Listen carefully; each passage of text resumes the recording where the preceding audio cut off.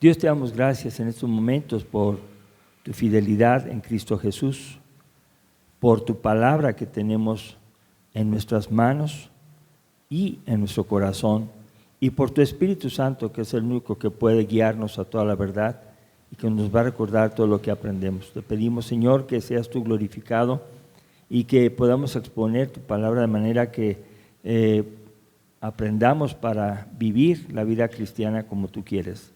Te pedimos perdón por nuestros pecados, por las cosas que hemos hecho que no debíamos y también por las que dejamos de hacer que debíamos hacer. Te suplicamos que nos dirijas en nombre de Cristo Jesús. Amén. Amén. Bueno, hoy vamos a titular, como está casi el título de Filipenses capítulo 2, 19, Timoteo y Epafrodito. Hoy vamos a enseñar quiénes eran esas personas. Pocas veces nos detenemos a pensar quiénes son esas personas. Hoy vamos a explicar un poco más para que uno sepa relacionar. Dice aquí que Timoteo y Epafrodito son ejemplos de servicio con sacrificio. Son ejemplos de servicio con sacrificio. Y son dos palabras que van juntas en el cristianismo. En el mundo secular sin Cristo nos gusta el servicio, pero no nos gusta el sacrificio. En el mundo secular dice, yo estoy dispuesto a servir, pero de cómo va a ser la paga, ¿no? O quién me va a ayudar. O sea, siempre buscamos, vamos a ver cómo Timoteo y Epafrodito eran un ejemplo de servicio sumado al sacrificio. Ellos habían aprendido de la predicación de Pablo, y Pablo había sido convertido por Cristo Jesús, que se le presentó, ¿verdad? Y ahí tenemos un ejemplo en Pablo de cómo él decía que servía a Dios, pero sin sacrificio. Era al contrario. Pablo servía a Dios y sacrificaba, se daba su voto para que encarcelaran a los cristianos. Era curioso, ¿no? Él no se molestaba, él nomás desde el ejército daba su voto de que muriera. Y ese no es el ejemplo antes de su conversión. El ejemplo de Pablo es después de su conversión. Pablo ya estaba encarcelado como consecuencia de predicar el Evangelio. Él había anunciado el Evangelio, se había convertido, y los judíos ya estaban enojados con él. ¿Por qué? Porque siendo judío, dejó de ser judío y siguió a Cristo. Y los judíos no pueden creer que Jesucristo es Dios, no creen eso. Creen los judíos que solamente Dios es uno, el Padre, Jehová, Yahvé. No creen que pueda haber un hijo de Dios que sea Dios. Bueno, por eso había un gran acomodo social. Fíjense bien, los romanos, como un gobierno, estaban de acuerdo, trabajando con la religión judía, y había como una especie de, hagan sus fiestas, pero manténganse tranquilos. Hagan todo lo que quieran hacer, pero no se metan con el gobierno y el gobierno no se mete con ustedes. Por eso los romanos acceden a atrapar a Pablo en el ministerio del Evangelio que estaba llevando adelante y pues lo quieren matar, ¿verdad? Quieren matar a Pablo. Sin embargo, Pablo dice, ¡Ey, momento! Yo soy ciudadano romano, tengo derechos. Y se detuvieron los romanos y dijeron, caray, si es ciudadano romano, entonces no lo podemos tocar. Pero sí lo podemos llevar al juicio. Y Pablo dice, no quiero juicio con cualquiera. Quiero un juicio con el César, con el emperador romano. Y apeló a César. Y entonces en esa travesía está Pablo encarcelado en Roma en los años 59 al 51. Ahí hay un error después de Cristo. Es al revés, al 61. Voy a corrijan ustedes. Siempre me pasa un errorcito, gracias a Dios. Yo dije, ahora lo revisé muchas veces.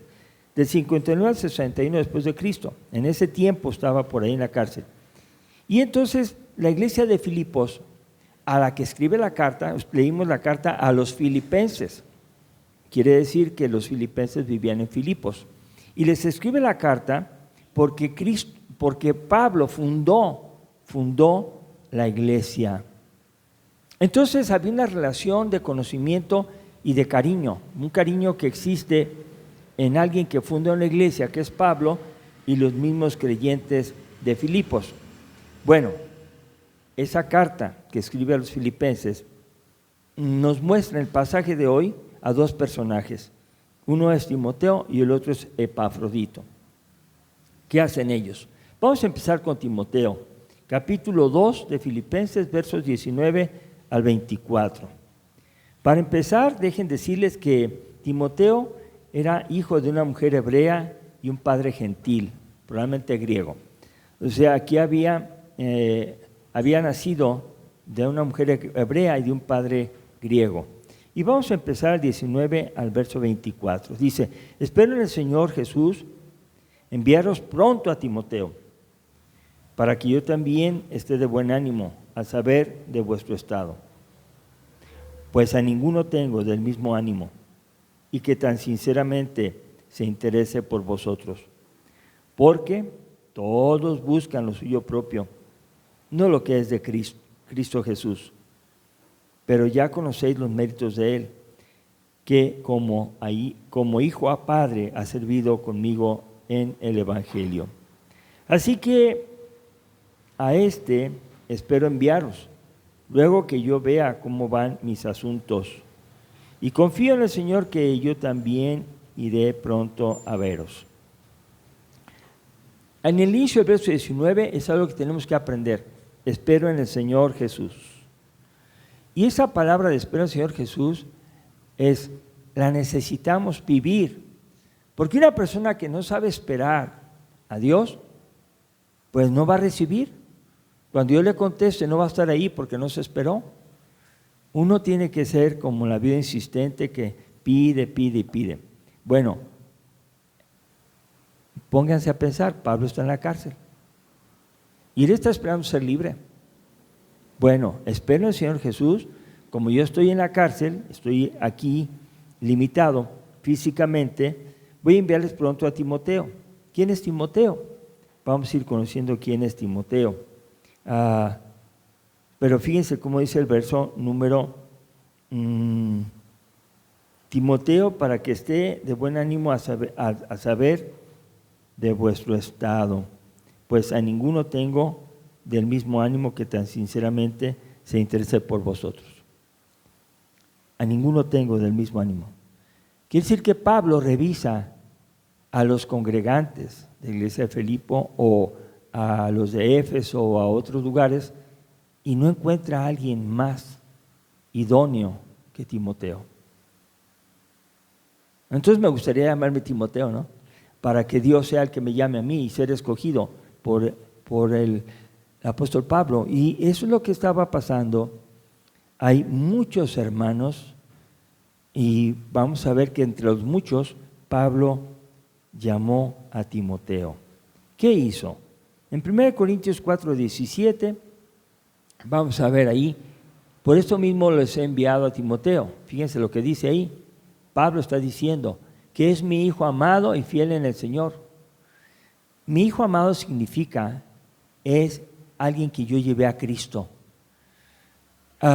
Cuando alguien lleva a Cristo a alguien, hay una relación de que algunos dicen el hermano mayor al hermano menor, y hay una responsabilidad de cuidado, de enseñanza, de protección y de advertencias. Es un entrenamiento. Entonces Pablo lo llevó a Cristo y le dice, es mi hijo amado. Entonces, llevar a una persona a Cristo lleva ese cuidado. No solamente 10 personas entregaron su vida a Cristo, sino ¿qué estoy haciendo yo con esas 10 personas? ¿Estoy enseñándoles? Bueno, dice, mi hijo amado y fiel en el Señor, el cual os recordará mi proceder en Cristo de la manera que enseño en todas las partes y en todas las iglesias. Timoteo llegó a ser alguien que observaba a Pablo. Somos observados y es muy natural, hermanos, muy natural. El comportamiento nuestro de cualquier cristiano es observado. Y dicen, mira cómo hizo, mira qué dijo, mira cómo se para, mira cómo hace las cosas. Pablo era observado y era tan anhelante de hacer la voluntad de Dios que decía, Timoteo les va a decir cómo me porto yo. Entonces, ¿quién lo evangelizó? A Timoteo, Pablo. Muy bien. Segunda de Timoteo 1, 2 al 5, dice así: a Timoteo, amado hijo, gracia, misericordia y paz de Dios Padre y del Señor Jesucristo nuestro Señor. Pablo le dirige a Timoteo esta carta. Dice: doy gracias a Dios, al cual sirvo desde mis mayores con limpia conciencia, de que sin cesar me acuerdo de ti. ¿De ti quién significa? De Timoteo.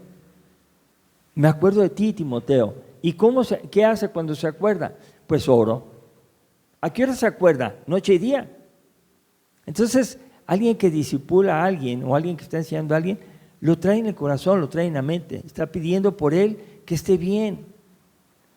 Por eso cuando uno lo lleva a Cristo, nos gusta saber de él o de ella cómo va.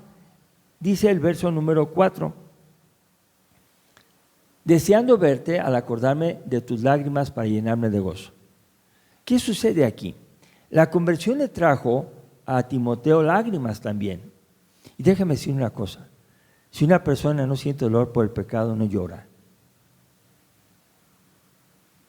Si una persona no siente dolor por el pecado, no llora, no se entristece. Porque todos nosotros cuando pecamos, no pasó nada. No pasó nada. Pero cuando sabemos que ofendemos al Rey de Reyes y Señor de Señores, que Él dio su vida por nosotros en la cruz, uno dice: ¿con qué pagué tanto amor que tuviste por mí? Timoteo derramaba lágrimas. ¿Por qué? Pues porque le dolía algo, ¿no?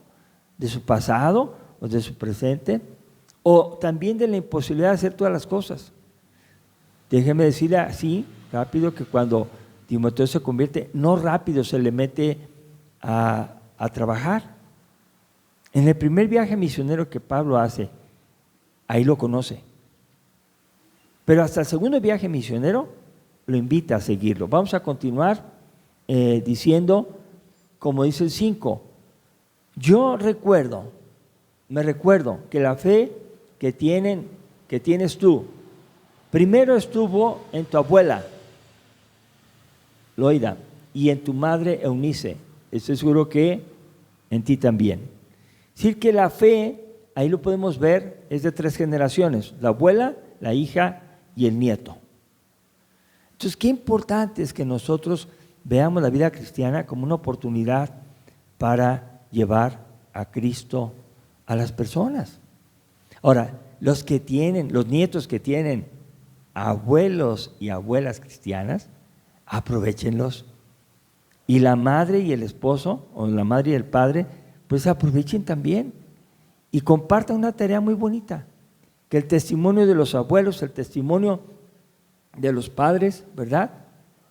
Llevaron a Timoteo, al nieto, a una vida de servicio con sacrificio. No nomás hay que enseñarlos a servir, sino que lo hagan al grado que se necesita más cariño, más empeño. Porque servidores superficiales hay muchos, pero servidores profundos hay pocos, como Timoteo. Y entonces dice que la fe que ellas tienen también habitó en ellos. Luego podemos ver también cómo en Hechos 16, 1 al 4, nos enseña.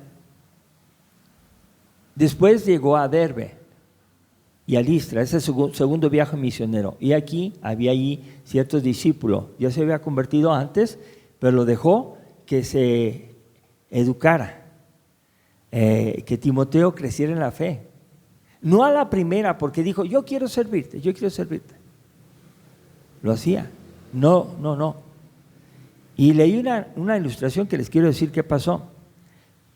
La ilustración que leí era de una persona famosa en el medio artístico, que era muy reconocido por su acción artística, y se convirtió a Cristo.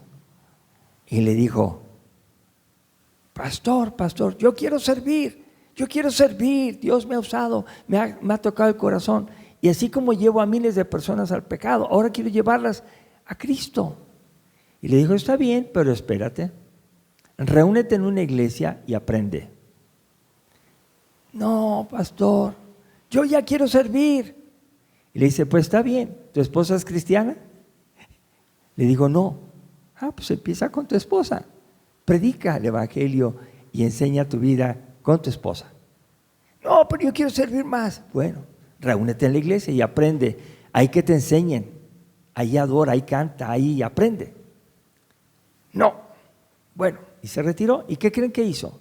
Inició un movimiento cristiano muy fuerte.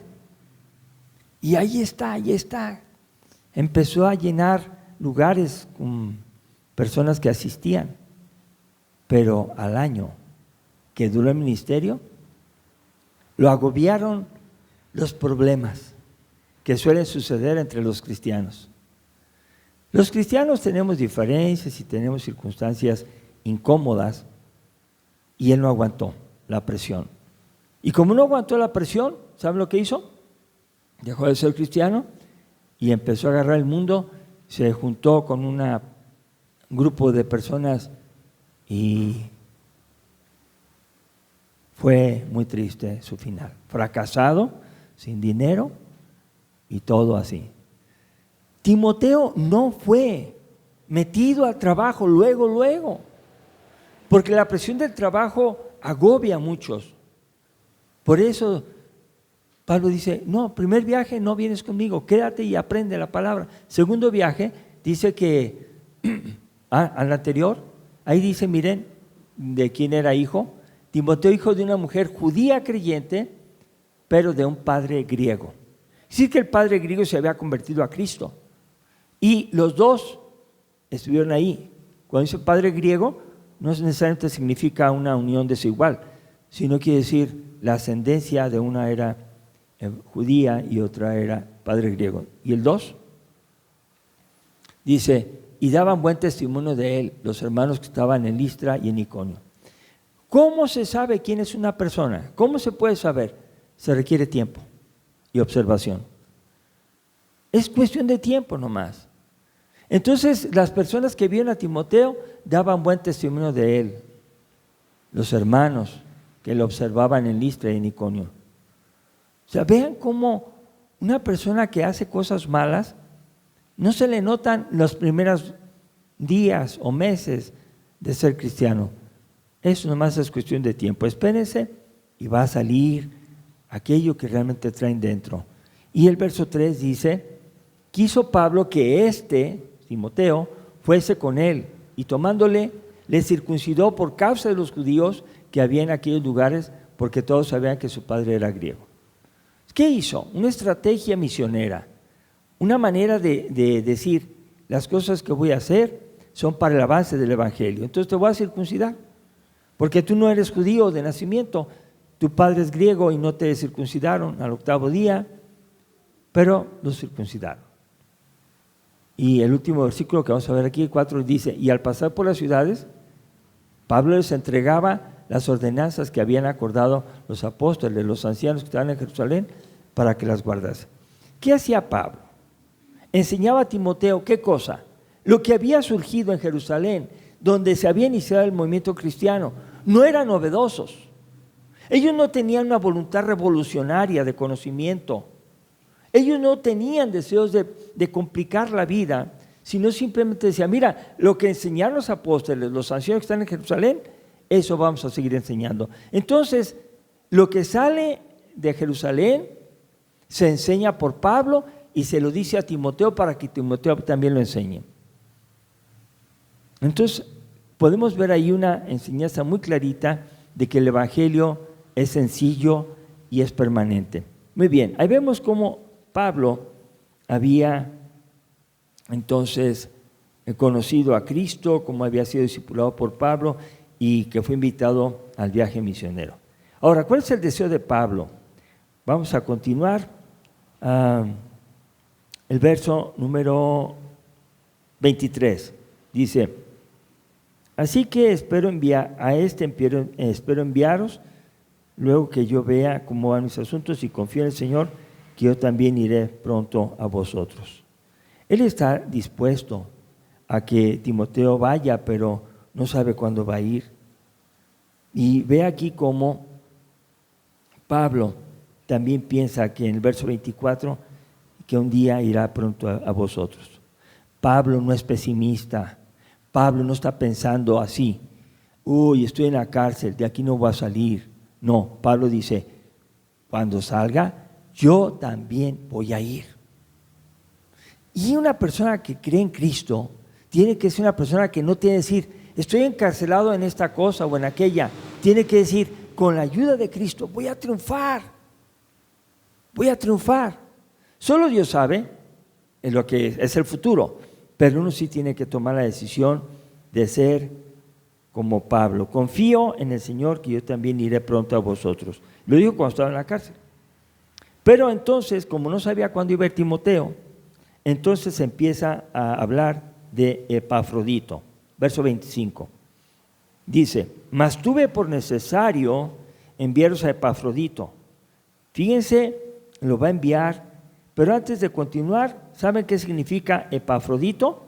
Significa agradable, hermoso. Y su aspecto así era una persona agradable. Epafrodito era una persona de buen parecer. Pero no solamente era de buen parecer en lo físico, sino él estaba dispuesto a servir, y a servir con sacrificio. Y realmente el mundo es al revés. Fíjense bien lo que voy a decir. Entre más bonita es una persona, menos cosas sabe hacer muchas veces. ¿Qué es lo que es su credencial? Su belleza. ¿Qué saben hacer? No importa que pase. Es curioso. Y las personas que saben hacer bien las cosas no son valoradas de manera igual en el mundo. Pero en Cristo, hermanos, aquí todos somos a Él agradables. Él nos aprecia a todos. Epafrodito, dice ahí, verso 25, tuve por necesario enviaros a Epafrodito. Dice: mi hermano, mi colaborador y compañero de milicia, vuestro mensajero y ministrador de mis necesidades. Eso sí es el verso 25. ¿Por qué dice administrador de mis necesidades? Porque Epafrodito arriesgó su vida para llevar una ofrenda económica a Pablo. Miren, Pablo estaba en la cárcel y estaba pasando necesidades económicas. Entonces dice Epafrodito. ¿Quién era Epafrodito? Era probablemente el pastor de la iglesia en Filipos. Algunos dicen uno de los pastores. Bueno, el chiste es que él era alguien que amaba la obra y que amaba a los que trabajaban en la obra. Y si yo preguntara: ¿quién va a ir a ayudar a llevar a tal persona y a hacer esto y esto y esto? ¿Quién le lleva la ofrenda?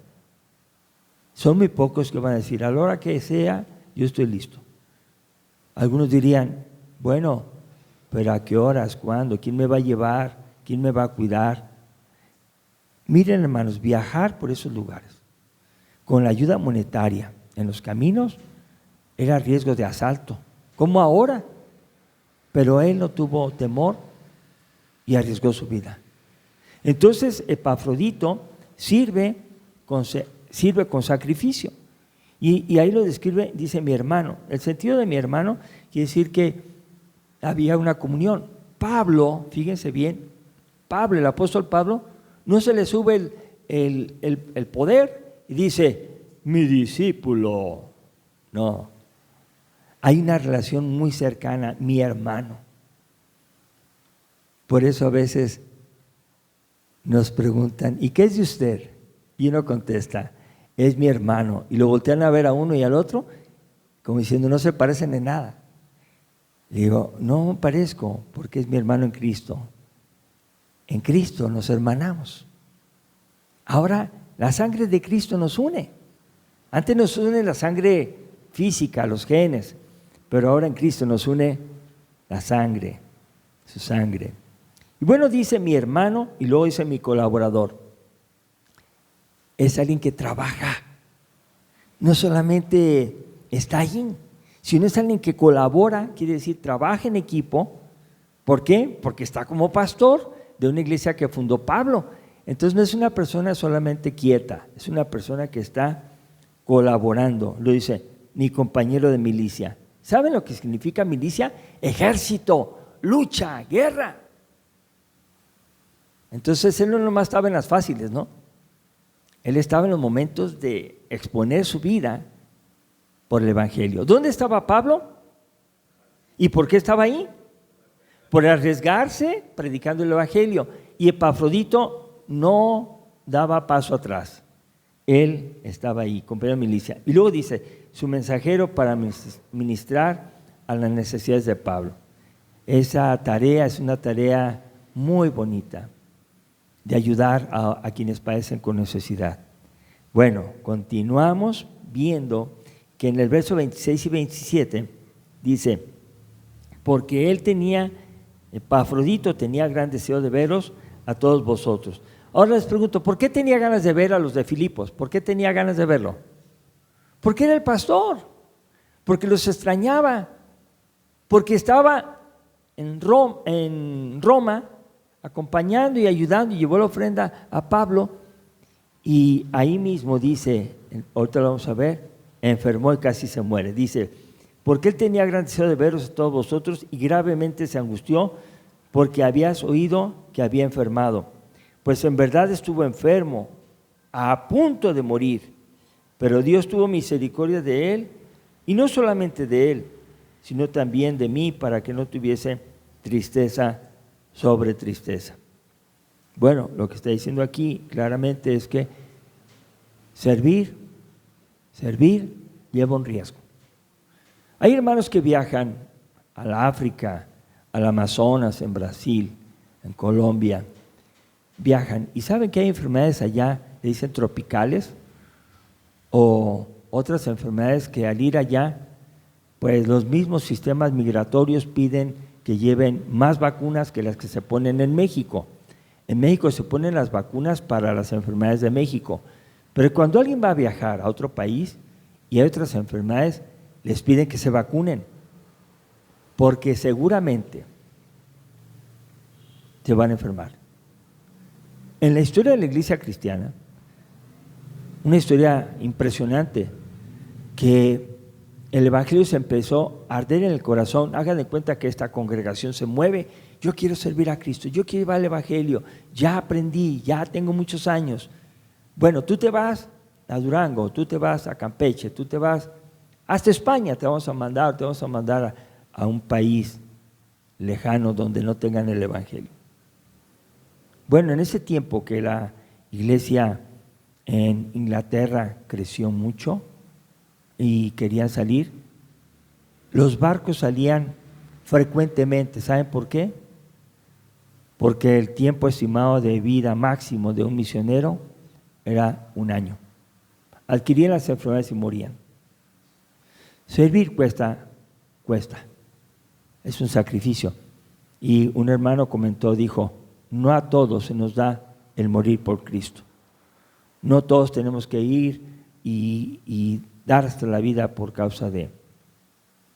Pero ha habido historias muy fuertes de misioneros que han muerto, sacrificados por las personas que no creen en Jesucristo. Entonces se enfermó y casi muere, y dice, se hubiera puesto muy triste el apóstol Pablo. Muy bien, continuamos en el verso número 29. Le voy a enviar, verso 28, con mayor solicitud, para que al verlo de nuevo os gocéis y yo esté con menos tristeza. Lo más rápido que pueda se los voy a regresar a su pastor, lo voy a enviar. Y cuando lo reciban, ustedes pónganse alegres, que la tristeza se acabe. Dice el 29, recíbanle pues en el Señor con todo gozo y tened estima a los que son como Él. Ese es el poder de la vida transformada. El poder significa, sean como es Él, sean como Epafrodito. Y ustedes entonces ya están diciendo, Dios quiere que los cristianos que estamos reunidos en esta congregación Seamos cristianos dispuestos a servir, aunque sea con sacrificio. Y quiero decirles, los hay aquí. Los hay aquí. A veces las reuniones terminan a las 10 de la noche, 11 de la noche trabajando. A veces amanecen casi aquí en el templo haciendo trabajos y se esfuerzan, y la limpieza, y es algo muy maravilloso lo que se ha hecho, pero nos falta salir de las cuatro paredes. Un esfuerzo mayor. Ahorita vamos a ver por qué. Entonces podemos ver en el verso 29 que se le reconozca, que se le tenga en estima. ¿Qué significa? La estima es algo que es como respeto. Miren, todo esto, ¿quién lo hizo? Tal hermano, tal hermana, tal joven, no sé quién fue. Pues fue fulano. Miren, hermanos, así, con mucho respeto uno tiene que decir, reconozco tu trabajo. Y empezando desde el aseo del templo. Es muy frecuente que lleguemos, nos sentemos y nada, no pasa nada, ¿verdad que no? Pero el día que usted se tenga que sentar en una silla sucia, en un piso que tiene que aventar la basura para allá y para acá con los pies, ¿qué va a decir? ¿Qué va a decir? Me gustaría que dijeran, no, avísenme, yo vengo, sacudo y trapeo, ¿no? Pero preguntaríamos tal vez y diríamos, ¿a quién le toca hacer el aseo? Es cuando nos enteramos quién lo hace. Dios quiere que sirvamos, no esperemos un premio, no lo hacemos por ganancia, pero sí a la iglesia se le pide, ténganlos en estima a los que sirven con sacrificio, ¿verdad? Servir no es nomás así, pues me conviene, no, está bien, sí voy. No es así, no me conviene, pero se necesita, yo voy. Pero vas a arriesgar tu vida, no le hace. Y a veces hay que levantarse temprano, 5 de la mañana, a veces hay que regresar muy noche o no regresar. Y muchos dicen, si es así, no. El mensaje de hoy, para concluirlo, es capítulo 2, verso 21. ¿Sabe lo que dice? Verso 21, cuidado con esto. Dice, porque todos buscan lo suyo propio, no lo que es de Cristo Jesús. Cuando dice todos, la gran mayoría buscamos lo que nos conviene, lo nuestro. Y cuando yo dije de horarios, es muy difícil para la iglesia, pero para nuestras necesidades propias, ahí está el detalle. No importa a qué hora salga el avión, no importa cuánto vas a gastar, no importa nada, porque tienes el ánimo puesto para hacerlo, porque buscas lo tuyo solamente. El apóstol Pablo no buscaba lo suyo, buscaba que se extendiera su reino. ¿Cómo tenemos que ser nosotros? Pues pensando en que el reino se extienda. Segunda conclusión, los cristianos debemos seguir el ejemplo de Timoteo, Epafrodito, Pablo, de Jesucristo principalmente, el número 1 y único, perfecto. Debemos cultivar la comunión en el Evangelio de Jesús. Y hermanos, ¿qué significa? Trátanos como hermanos, con respeto, con cariño, y decir, hermano Mario, perfecto. Con eso. Porque a veces al pastor le tiene que poner una alfombra roja y todos, hay congregaciones muy tristes que veneran al pastor y le sirven primero a él en las comidas y le sirven doble. No, eso no. Él debe ser el último si alcanza. Y si no alcanza, está feliz. ¿Amén? Amén. Bueno, dice aquí también que debemos orar y extender el Evangelio de Jesús. Orar y extender. Gracias a Dios, hermanos, porque se puede extender. Sí se puede extender. Con que ustedes en su lugar de trabajo, en su camisa, traigan un folleto, en su carro y entreguen uno, no saben cuál persona va a arrepentirse y va a buscar a Dios y se va a salvar. No porque usted lo hizo, sino porque el Evangelio escrito le llegó a su corazón y buscó. Hablen de Cristo. Hablemos de Cristo para que se extienda el Evangelio. Oremos para que así sea. Y luego debemos luchar disciplinadamente como soldados de Jesús en su reino. Hermanos, no es fácil. Por eso cuando uno está predicando, en verdad que algunos se sienten lastimados, porque dicen, eso lo está diciendo por mí. Yo estoy predicando el Evangelio. Si aquí dice que nos esforcemos en servir con sacrificio, y hay alguien que sirve nada más cuando quiere servir y no se sacrifica, se va a sentir incómodo, va a decir, lo está diciendo por mí. La palabra de Dios se dice y cada quien aprende, acepta y no rechaza. Pero bueno, debemos vivir con gozo mientras servimos con sacrificio. La tercera cosa, que es la primera, es el gozo. Yo cuando sirvo, debo servir con gozo.